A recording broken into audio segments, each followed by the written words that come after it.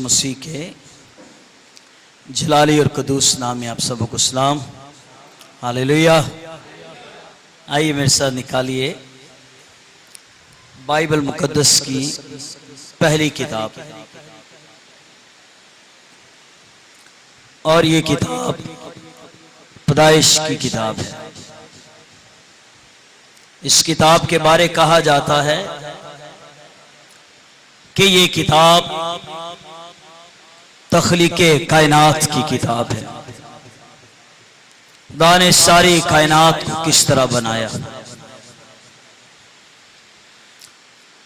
चांद, सूरज, सितारे, अजराम फलक, आसमान, जमीन, पैदाइश की किताब के अंदर ये सब कुछ दर्ज और मौजूद है।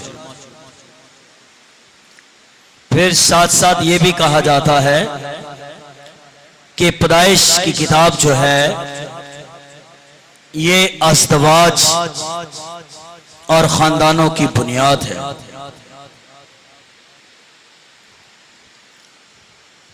पैदाइश की किताब के अंदर बाइबल मुकद्दस के अंदर पता नहीं 32,500 वादे हैं या 365 वादे हैं, ये इससे भी बड़े वादे हैं। बाइबल मुकद्दस पैदाइश की किताब के अंदर पहला वादा इसी किताब के अंदर मौजूद,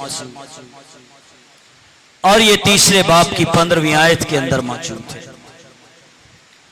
और पहला वादा खुदा का नजात का वादा है।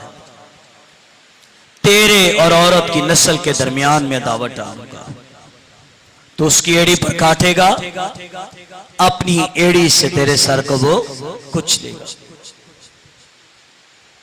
आइए पैदाइश की किताब के 22वें बाब को खोलेंगे।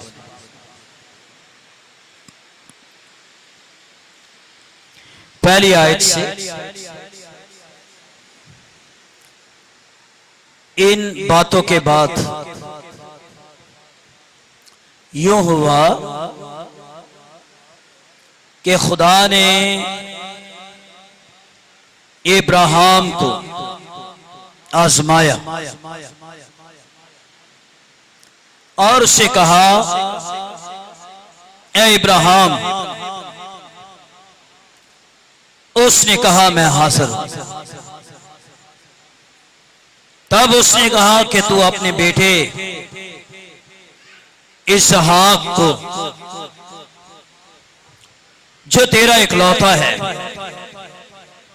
और जिसे तू प्यार करता है, साथ लेकर मोरिया के मुल्क में जा, और वहां पहाड़ों में से एक पहाड़ जो मैं तुझे बताऊंगा, सौख्तनी कुर्बानी के तौर पर चढ़ाना। तब इब्राहिम सुबह सवेरे उठा और अपने गधे पर 4 जामा कसा और अपने साथ 2 जवानों को और अपने बेटे इसहाक को लिया और सौख्तनी कुर्बानी के लिए लकड़ियां चीरी और उठकर उस जगह को जो खुदा ने उसे बताई थी रवाना हुआ। तीसरे दिन इब्राहिम ने निगाह की और उस जगह को दूर से देखा। तब इब्राहिम ने अपने जवानों से कहा कि तुम यहीं गधे के पास ठहरो, मैं और ये लड़का दोनों जरा वहां जाते और सजदा करके फिर तुम्हारे पास लौट आएंगे। खुदावंद अपने कलाम के वसीला से हम सबों को बरकत दे। आज बाइबल मुकद्दस खुदा के कलाम में से जिस शख्स के बारे में हम सीखने को हैं, उसका नाम इब्राहिम है। बाइबल इब्राहिम को खुदा का दोस्त कहती है। अगर पैदाइश की किताब के 12वें बाब को पढ़ा जाए खुदा ने इब्राहिम से 4 काम करने के लिए कहा था, और अगर उस पूरे 12वें बाब को पढ़े ना तो उसे ये कहा गया है 4 काम तू कर तो 8 काम मैं तेरी जिंदगी के अंदर करूंगा। इसकी और गहरे तौर पर स्टडी की जाए ना, इसके बाप का नाम तारा है, और तारा और इब्राहिम के बारे में यशुआ 24वें बाब में पढ़े तो कहा यह जाता है कि इब्राहिम का अबाओ अजदाद जो है ना,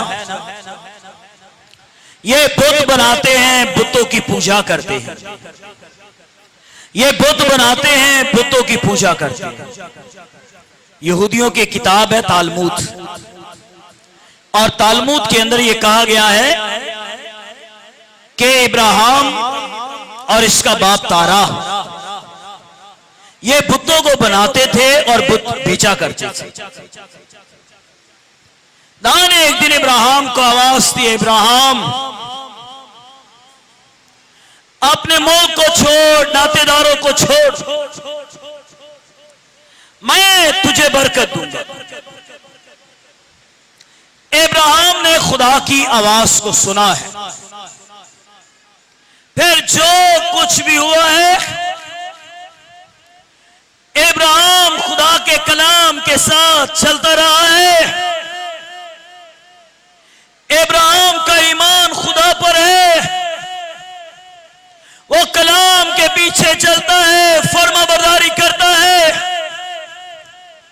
खुदा ने जिस दिन इब्राहिम को बुलाया था ना, खुदा ने उसी दिन कहा, इब्राहिम तेरे सुलभ से कौमों के जत्थे पैदा होंगे। फिर खुदा ने उसे यह भी कहा, मैं तुझे बरकत दूंगा। जब यह बुलाया गया है, इसकी उम्र 75 साल की है, और यह खुदा के कलाम के पीछे चल रहा है। 75 साल की उम्र है, करते करते 90 साल के बाद 95 साल के करीब हो गया है, लेकिन अब तक इब्राहिम के कोई औलाद नहीं, और यह सोचता है कि शायद मेरे कोई औलाद नहीं है। सोचता है ये नौकर यही मेरा वारिस होगा। खुदा ने कहा, ना इब्राहिम, ये नौकर तेरा वारिस ना होगा। फिर सारा के कहने पर इब्राहिम ने हाजरा को अपनी बीवी बनाया, और उससे लड़का पैदा हुआ, उसका नाम इस्माइल रखा गया। तो ये सोचने लगा शायद ये लड़का जो इस्माइल पैदा हुआ है, इससे मेरी नस्ल चलेगी, बढ़ेगी।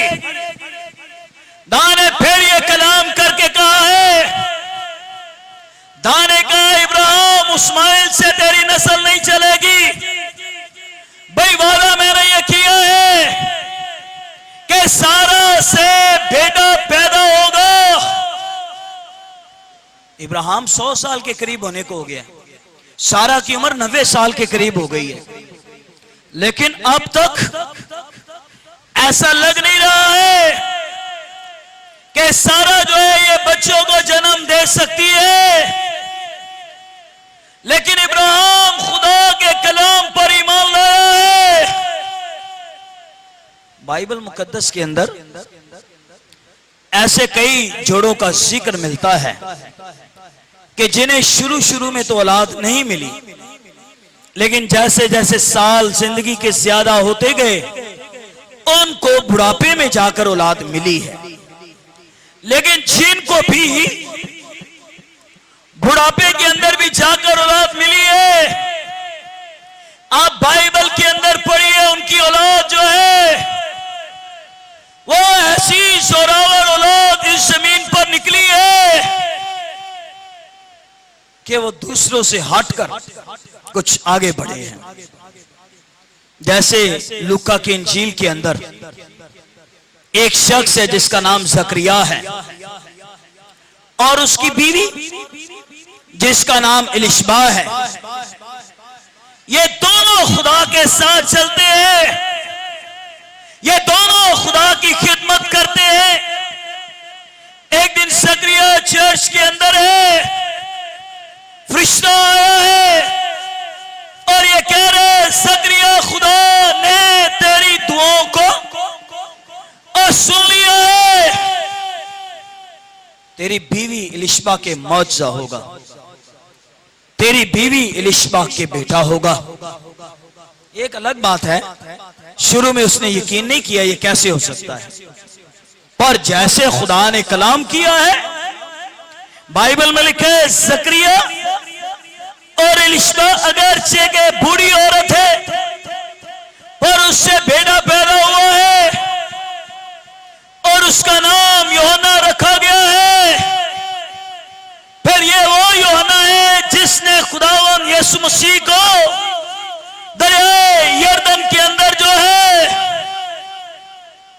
ये कहने लगा मैं तो आप तुझसे बपतिस्मा लेने का मोहताज हूं और तू मेरे पास आया है। खुदावंद ने उससे कहा मुझे मना ना कर, हम सबको इसी तरह खुदा की रास्तबाजी पूरी करना जरूर है। ये वादा इब्राहिम के लिए भी है, इब्राहिम सारा के बेटा पैदा होगा। सारा सोचती है ये कैसे हो सकता है।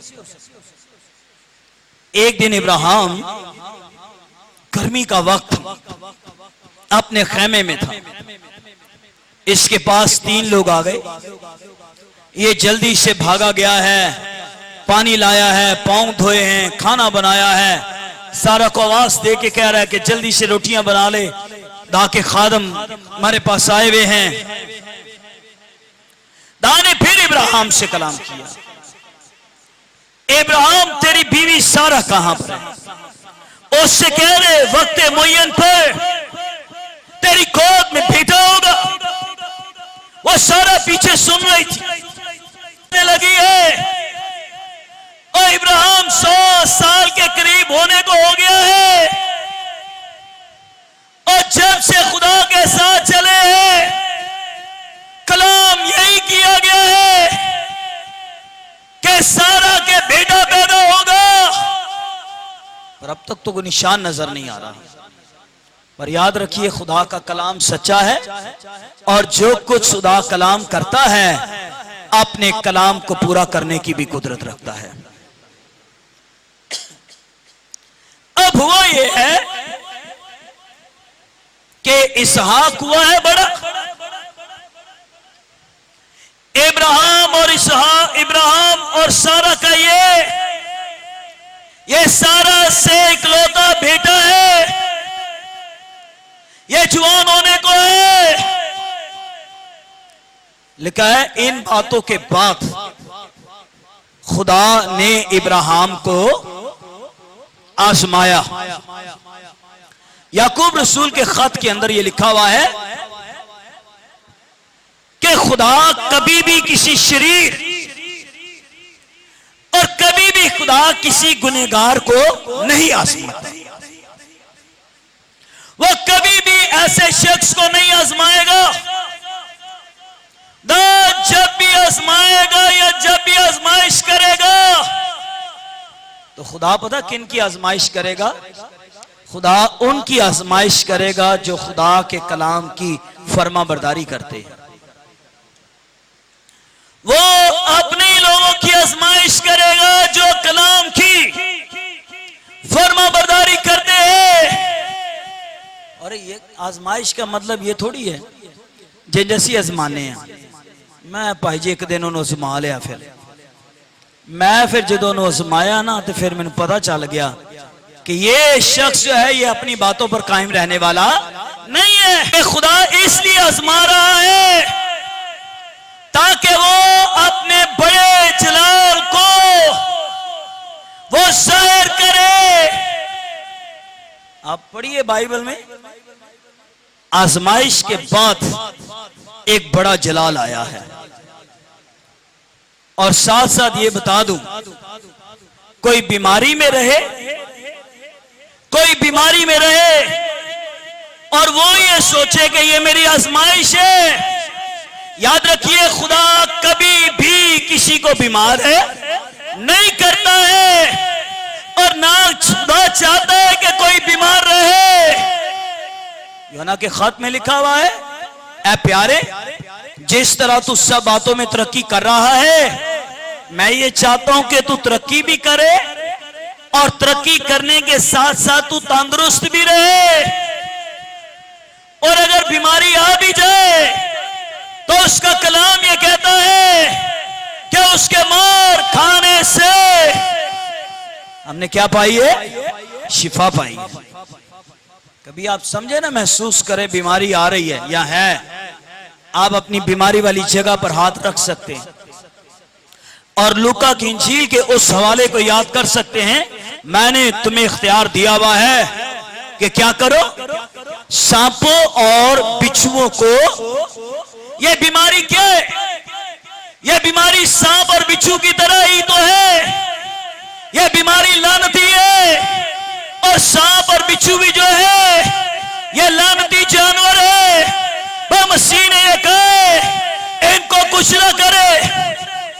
आपके मुंह के अंदर खुदा का कलाम होना चाहिए और जब आप अपने मुंह से खुदा का कलाम निकालेंगे, आप उस बीमारी पर गालिब आएंगे।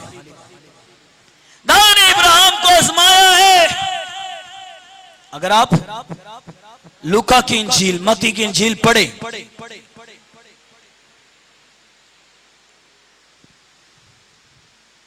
लूका चौथे बाब में चलिए, पहली आयत से, चौथे बाब की पहली आयत से।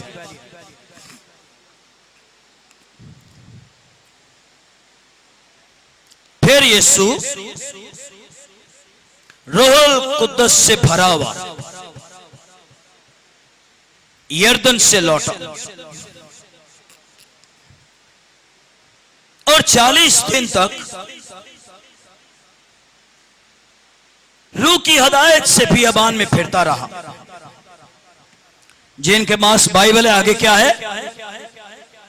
और इब्लीस उसे 40 दिनों तक, इब्लीस जो है वो यीशु मसीह को भी वो आजमा रहा है। अगर तू मेरी बात माने, मेरी बात माने, सुने, तो ये दुनिया की सारी शान और शौकत जो है तुझे दे दूंगा। मसीह भी आजमाया गया है, लेकिन मसीह 3 तरह की आजमाइशें मसीह के सामने आई हैं और यूहन्ना के खत के अंदर भी 3 आजमाइशें हैं। फिर पैदाइश की किताब के अंदर भी 3 आजमाइशें हैं। वहां सांप आया है, औरत से ये कह रहा है, क्या खुदा ने तुम्हें इस दरख्त का फल खाने को मना किया? वो कहने लगी, नहीं, हम तो सारे दरख्तों का फल खाते हैं, लेकिन खुदा ने हमें इस बीच के दरख्त का फल खाने के लिए मना किया है कि इस दरख्त का फल तुमने नहीं खाना है।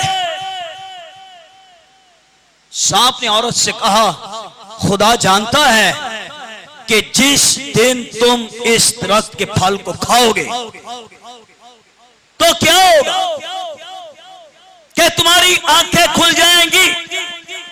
फिर यह लिखा क्या होगा, तुम खुदा की मानद हो जाओगे। अक्सर लोग सवाल करते हैं, पाइजे फल केड़ा सी? कुछ लोग कहते हैं सेब,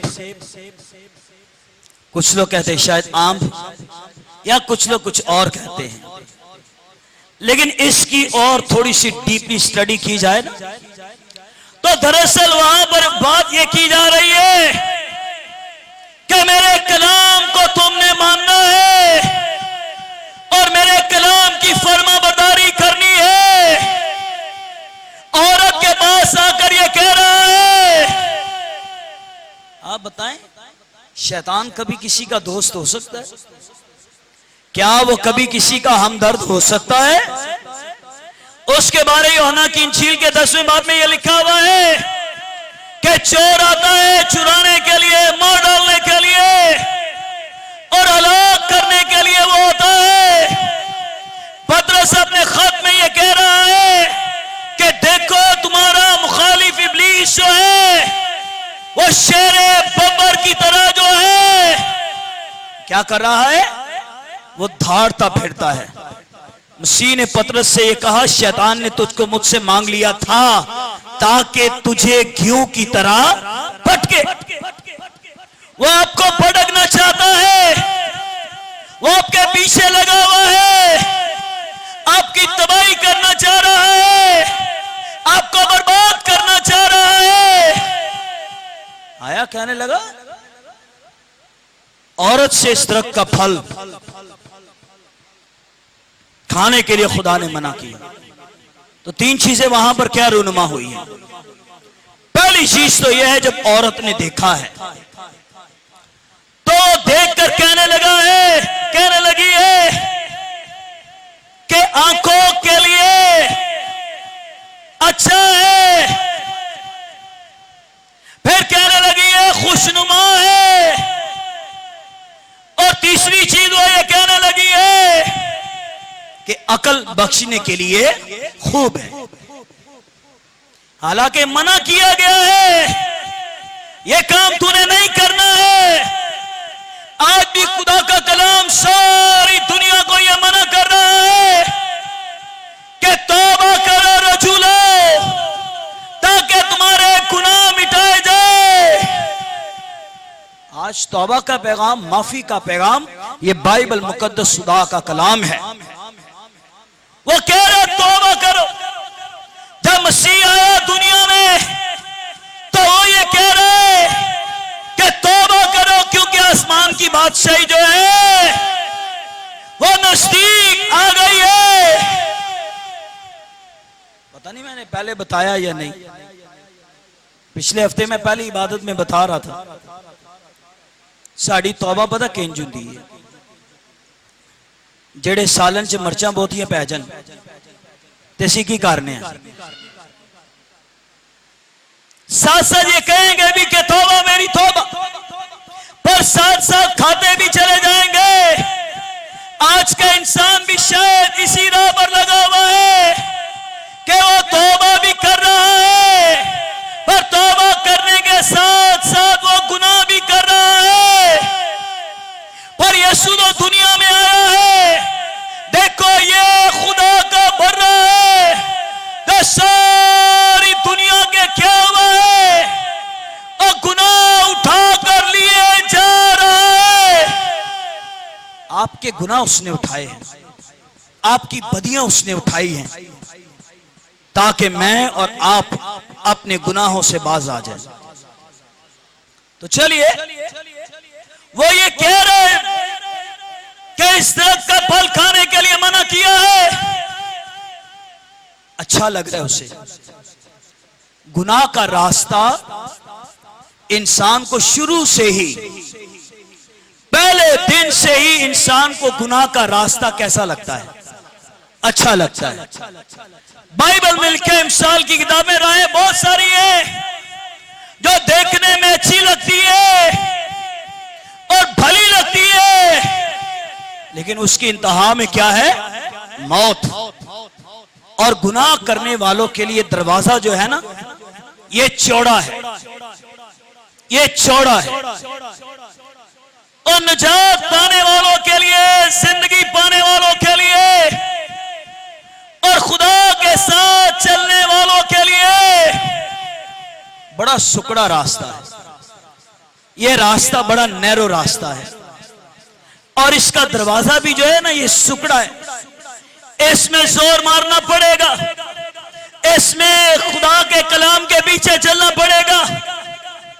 तो चलिए, वहां पर औरत ने सांप की बात मानी है। फिर यीशु के पास भी वो आया है, वो ये कह रहा है अगर तू मुझे झुककर सजदा करे। मैं कई बार हैरान होता हूं चलो किसी और के पास, नबियों के पास या इंसानों के पास जाए तो और बात है।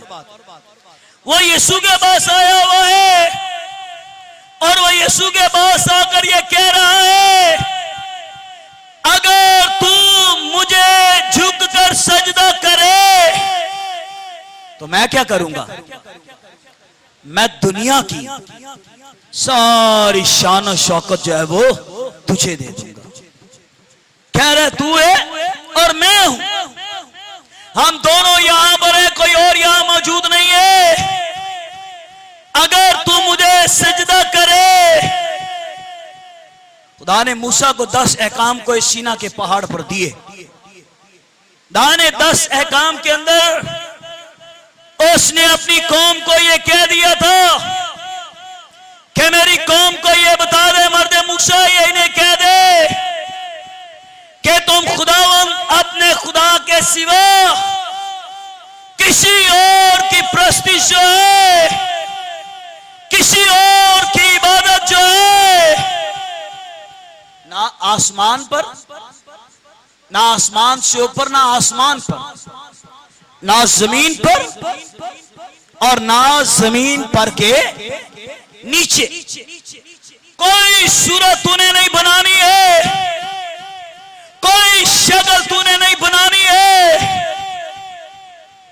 चले शुरू में जब बाइबल मुकद्दस इतनी कसरत से नहीं थी तो गैर कौमों में या दूसरी कौमों में इंजील फैलाने के लिए बाइबल सोसाइटी ऐसे बड़े लोगों ने मूवीज का इस्तेमाल किया है ताकि लोग खुदा के कलाम को सीख सके। लेकिन कई बार मैं घरों में तस्वीरें देखता हूं ना, खुदावन यीशु मसीह की खासकर, एक तस्वीर तो बड़ी अजीब लगती है कि यीशु और एक फरिश्ते ने आकर यीशु पर हाथ रखा हुआ है। हालांकि ये सरासर बाइबल के अगेंस्ट है। भाई फरिश्तों को क्या जरूरत है मसीह पर हाथ रखने की? और बाइबल में तो ये लिखा है कि खुदावन यीशु मसीह जो है वो फरिश्तों से बढ़कर है, वो नबियों से बढ़कर है। फरिश्ता इस काबिल नहीं है कि वो यीशु पर हाथ रखे, बल्कि कलाम में मुकाशवा की किताब में लिखा हुआ है कि फरिश्ते 2 परों से अपना मुंह ढांकते हैं, 2 से अपने पैरों को ढांकते हैं और 2 परों से वो उड़ते हैं और बुलंद आवाज से ये चिल्ला कहते हैं कि कदूस कदूस कदूस कदूस कदूस, तू जो था जो है और तू जो आने वाला है वो फरिश्तों से बढ़कर है। हालेलुया। आपको ना ऐसे लोग मिल जाएंगे, घरों में बाइबलें लेकर आएंगे, दरवाजे भी खटकाएंगे, बैठेंगे, ए भाई जी देखो यीशु फरिश्ता है। जो कोई कहे कि यीशु फरिश्ता है, आप बाइबल मुकद्दस के अंदर से, इब्रानियों के खत के अंदर से, पहले बाब के अंदर से उसे वो हवाला निकाल कर बताइए जहां पर यह लिखा हुआ है कि उसने फरिश्तों में से कब किसी से कहा कि आज तू मेरा बेटा है और तू मुझसे पैदा हुआ है। यीशु कोई फरिश्ता नहीं है और ना फरिश्ते इस जलाल के लायक हैं कि वो मसीह पर हाथ रख सके। दाऊद यीशु मसीह तो सारे फरिश्तों से, सारे नबियों से वो अफजल है, वो अफजल है, वो सबसे। मसीह ने बागे गतसमनी में कहा था, अगर मैं अपने बाप को कहूं तो मेरी मदद करने के लिए 12 तुमन फरिश्तों को भेज सकता है। फिर सबूर 34 में यह लिखा हुआ है कि खुदा से डरने वालों के चारों तरफ जो है उसका फरिश्ता क्या है? ख़ैमाज़न होता है। फरिश्ते आपके मददगार हैं, आपकी मदद करते हैं।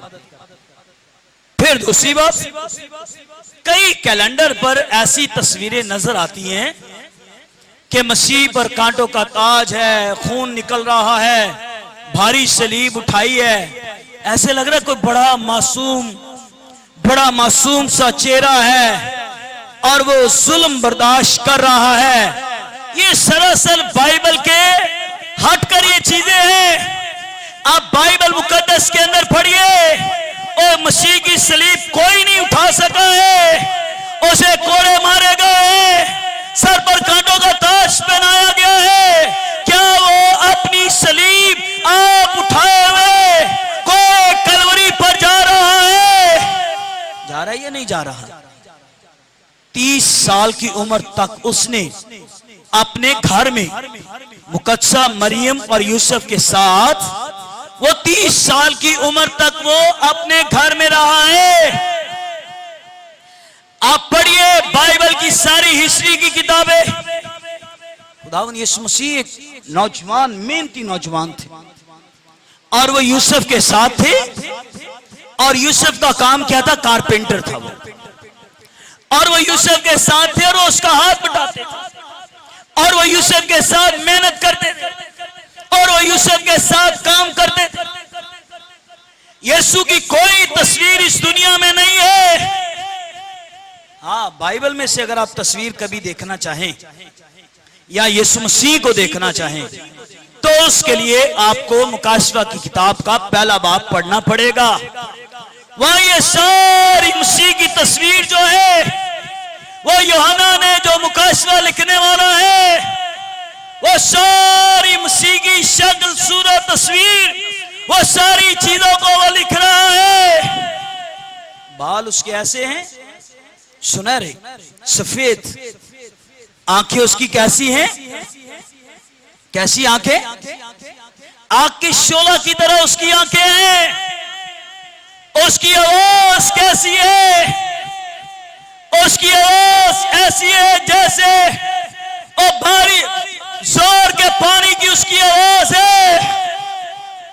खुदा ने कहा कि तुमने किसी और की इबादत नहीं करनी, सजदा नहीं करना।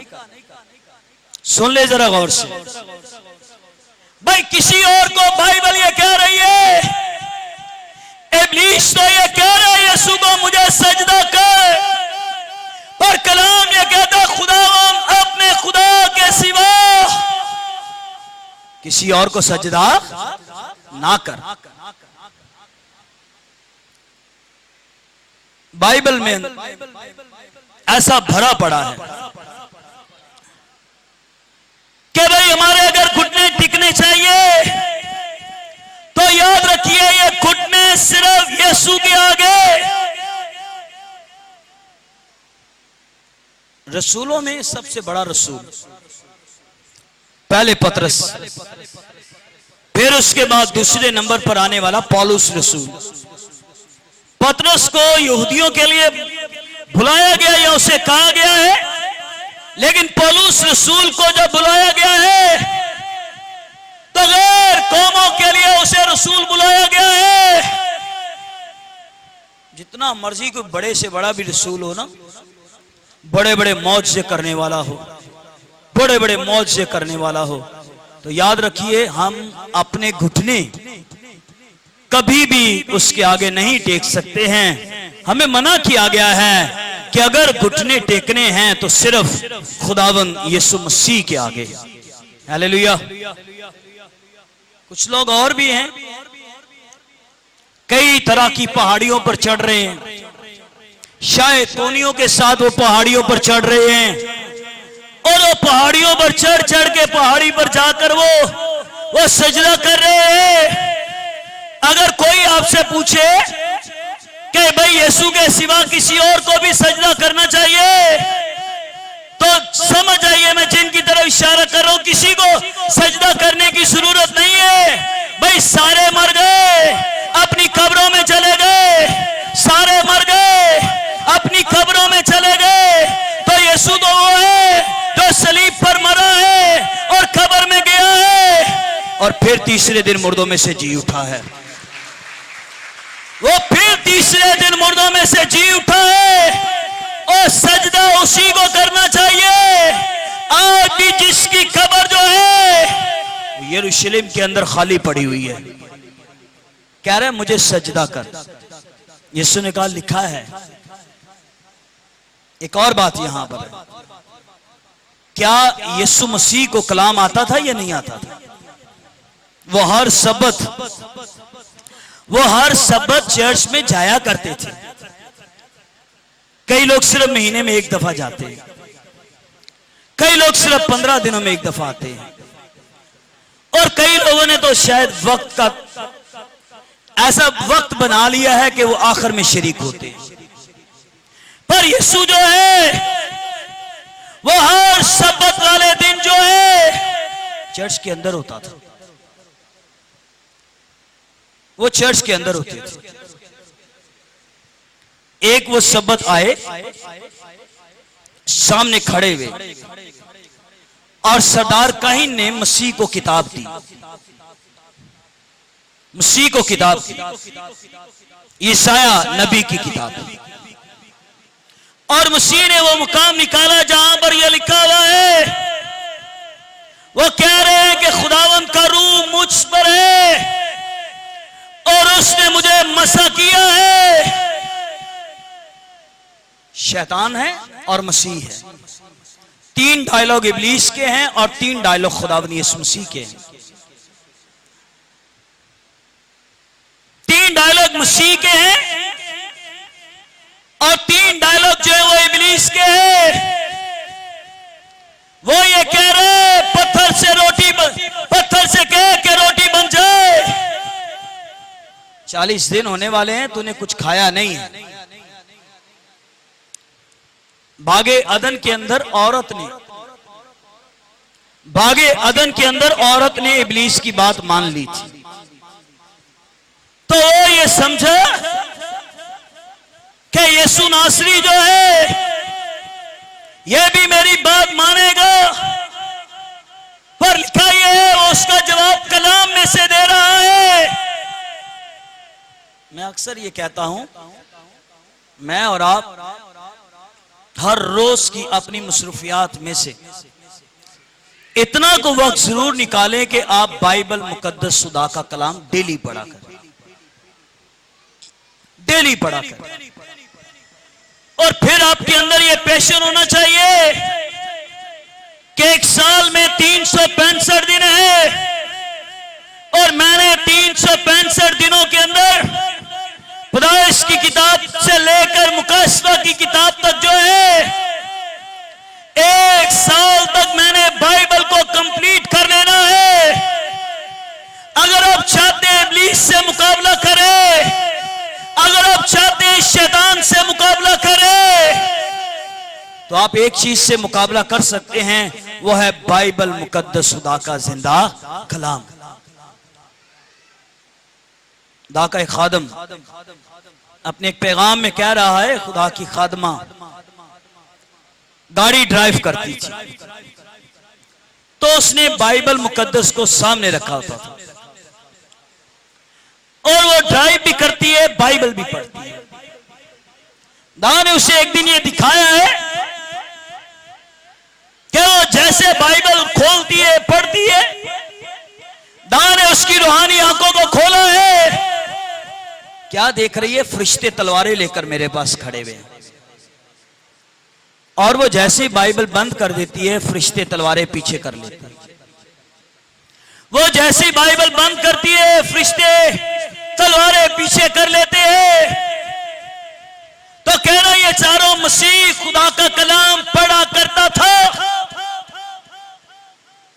एक बंदा कहने लगा, जितनी बाइबलें हमारे घरों में पड़ी हुई है, काश अगर हम सुबह उठकर इन बाइबलों पर कपड़ा ही मारें, इसकी धूल साफ करें, इसकी धूल साफ करें, तो यही कलाम जो है हमारे घरों में एक बड़ी तब्दीली लेकर आएगा। भाई ऐसे लोग ना बनिए जिनके बारे में कहा जाता है कि जिन्हें लाया गली ओदे नाली। ये आपने क्या किया है? मैनू उन्होंने क्या सी, मैं भी मगर टुर पई है। नो, आप अपनी हर बात का जवाब बाइबल मुकद्दस के अंदर ढूंढिए। भाई कलाम क्या कह रहा है? कलाम आपको राह बताएगा। दावन यीशु मसीह से कह रहे हैं, तो हासिल कलाम यह है कि मसीह को कहता है अपने आप को ऊपर से नीचे गिरा ले, तुझे खुदा के फरिश्ते अपने हाथों पर उठा लेंगे ऐसा ना हो कि तेरे पांव को पत्थर से ठेस लगे। फिर मसीह ने उसका जवाब कलाम में से दिया। उसने कहा कलाम में यह भी लिखा है कि खुदावन अपने खुदा की आजमाइश न कर। यीशु सीढ़ियों के रास्ते से हैकल के ऊपर गया था और वो ये कह रहा है अब अपने आप को ऊपर से नीचे गिरा ले। तो ये कह रहा है जब मैं सीढ़ियों के रास्ते से ऊपर आया हूं तो मैं सीढ़ियों के रास्ते से भी नीचे चला जाऊंगा। पर वो ये कह रहा है, याद रखिए शैतान सबसे ज्यादा अगर इस दुनिया में किसी चीज से डरता और घबराता है तो वो बाइबल मुकद्दस खुदा का जिंदा कलाम है। खुदा का खादिम एक दफा किसी घर चला गया। वो जैसे ही आके बैठे ना तो दरवाजे के ऊपर एक शेल्फ बनी हुई थी। उनकी नजर उन पर पड़ गई। पहले तो वो पूछ ही नहीं रहे, फिर कुछ वक्त गुजर जाने के बाद उन्होंने कहा भैन जी ए दरवाजे दे उत्ते शेल्फ दे उत्ते वेखो लाल रंग दे गोटे दे कपड़े च कोई चीज पई है, ये क्या है? कहने लगी भाई साहब ये बाइबल है, दादा कलाम है। तूने कहा आपने इतना ऊंचा रखा हुआ है किसी का हाथ ही नहीं जा सकता है। कह रही नहीं नहीं नहीं नहीं, ये तो हमने इसलिए ऊपर रखा हुआ है कि मैं भी सुबह दरवाजे के नीचे से गुजरती हूं, मेरा शौहर भी दरवाजे के नीचे से गुजरता है, हमारे बच्चे भी दरवाजे के नीचे से गुजरते हैं। तो ये कलाम हमारे घरों की चौखटों की हिफाजत करता है। तो उन्हें कहा गया बहन मेरी ये जरूरी है, पर इससे ज्यादा जरूरी तो ये है कि हर रोज बाइबल को पढ़ा जाए, हर रोज बाइबल मुकद्दस को सुना जाए। कई लोग पता बाइबल चुकन तो भी डरते नहीं, बाइबल नहीं लेके आए। ओ मैं मेरे मोबाइल से ही बाइबल है। ये बड़ा अजीब लगता है बाइबल में, मोबाइल के अंदर बाइबल। क्या अगर मोबाइल के अंदर बाइबल है बाकी गंद बला नहीं इसके अंदर होता? बोले भाई होता ही है नहीं होता? भाई गंद बला भी वहीं पर पड़ा हुआ है और बाइबल मुकद्दस जो है वो भी वहीं पर पड़ी हुई है। इससे ज्यादा जरूरी तो ये है, चलो एदी ते बैटरी भी मुक जाएगी, ये डिग के टूट भी जाएगा, लेकिन ये बाइबल मुकद्दस जो खुदा का कलाम है इसकी कभी कोई चार्जिंग खत्म नहीं हो सकती है, इसकी कभी कोई चार्जिंग खत्म नहीं हो सकती है। सो याद रखिए आपके दिलों में खुदा के कलाम को होना चाहिए, इस कलाम को पढ़ना चाहिए, इस कलाम के पीछे चलना चाहिए। खुदा ने इब्राहिम को आजमाया था ताकि इब्राहिम मेरे कलाम पर ईमान लाए, मेरे कलाम की फर्मा बरदारी करे। इब्राहिम की आजमाइश बहुत बड़ी आजमाइश थी। कैसे? 100 साल से ज्यादा हो गया है और 100 साल से ज्यादा होने के बाद उसे बेटा मिला है। अब बेटे पर छुरी चला, ये चल पड़ा है। जब ये छुरी चलाने लगा है आसमानों से आवाज आई है, इब्राहिम अपने बेटे पर छुरी ना चला, मैंने ये जान लिया है कि भाई तू मेरे कलाम का फर्मा बरदार है। तो जब ये आजमाइश में से गुजरा है ना तो पता वहां पर क्या लिखा है कि मैंने जान लिया कि तू मेरे कलाम के साथ फर्मा बरदार है, इसलिए मैंने भी अपनी जात की कसम खाई है कि मैं तुझे बरकत पर बरकत दूंगा। पहले कहा गया तुझे बरकत दूंगा, पर अब यह कहा गया है कि मैं तुझे बरकत पर बरकत दूंगा। याद रखिए अगर हम आजमाइश के अंदर सब्र के साथ गुजरते हैं और उन आजमाइशों के अंदर इब्लीस का मुकाबला करते हैं तो याद रखिए खुदा की बरकत जो है वो मेरे और आपके लिए डबल है। और फिर देखेंगे मेरे और आपके सामने जो है कि इसके बारे लिखा है वो खुदावंद यीशु मसीह से चला गया। और अगर मैं और आप खुदा के कलाम से उसका मुकाबला करेंगे तो मुझसे और आपसे भी चला जाएगा। खुदावंद इस कलाम से हम सबों को बरकत दे।